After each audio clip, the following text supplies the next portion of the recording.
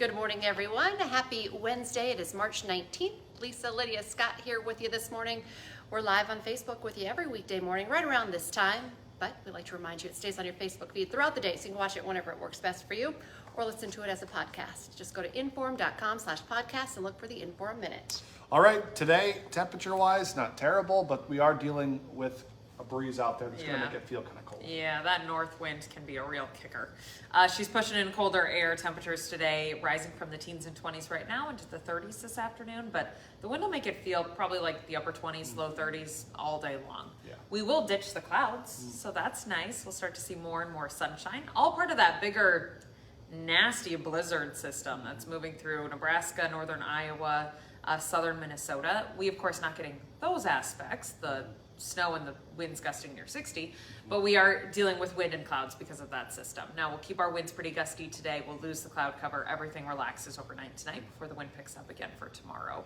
A portion of I-80 in Nebraska closed because of that blizzard system. There have been severe thunderstorm warnings in Iowa because of that system. Man. So it's a messy, It's a messy one. You were showing us some pictures and video, and I was like, oh my goodness, we're kind of used to it. Like that video doesn't shock us here, but it kind of did. Yeah, the Nebraska State Patrol posted a really nasty video of what I-80 looks like and why it's closed, because you can't see anything. It's bad. With that added kind of energy with this system, you can get really high snowfall reports, 12, 15 inches possible, wherever a band of heavy snow sets up. So we need the moisture, but man, I'm not jealous. I can tell you that.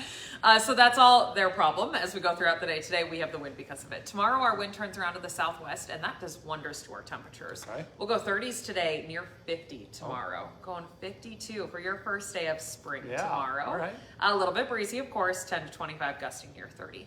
Friday, the wind is right back to the north, so our temperatures take a hit again. We're down into the 30s on Friday. Once again, gusting 30 to 35 miles an hour and feeling colder. But we will see some sunshine on Friday, so it looks nice outside at least. Weekend happy medium, we're looking at 40s, 44 on Saturday, near 40 on Sunday. Your next chance for moisture comes in Saturday night into Sunday.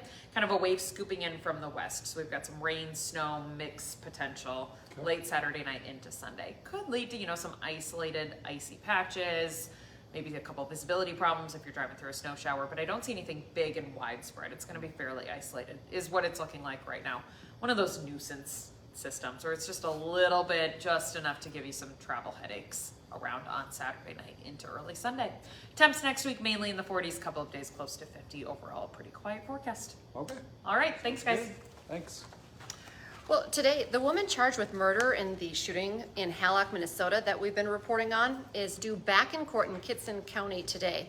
23-year-old Jordan Hansen is accused of shooting 43-year-old Justin Esparza in the head. She's now charged with second and third degree murder. Investigators found the man dead inside his house with a handgun and a shell casing nearby. A witness told investigators he smoked meth with Hansen and the victim and saw Hansen shoot him.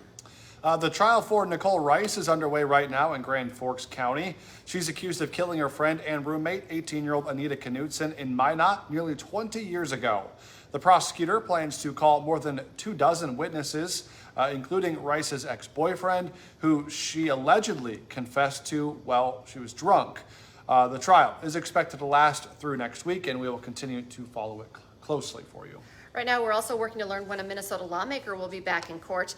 He's accused of making arrangements to meet a 16-year-old girl for sex. It's Republican State Senator Justin Ihorn of Grand Rapids. He was arrested as part of a sting operation and remains in jail this morning.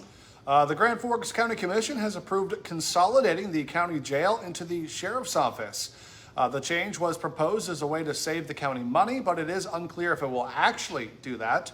The Grand Forks County Sheriff says the biggest savings would come from reducing staff, but that will not be happening right away. The change, though, is effective immediately. About 300 West Fargo students may be asked to change schools next fall. Horace Elementary School has room for about 550 students, but estimates show they could have 880 students attending by 2030 if no changes are made. The West Fargo School Board is proposing the boundary lines for Legacy and Aurora Elementary's change. The school board hopes to vote on these changes in April. All right, March Madness is here. There's a lot of talk about this right now. Exciting time of the season.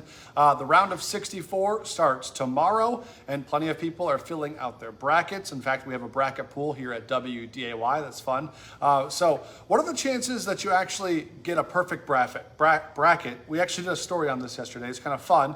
We asked a statistics professor at NDSU who says, well, it's not very likely.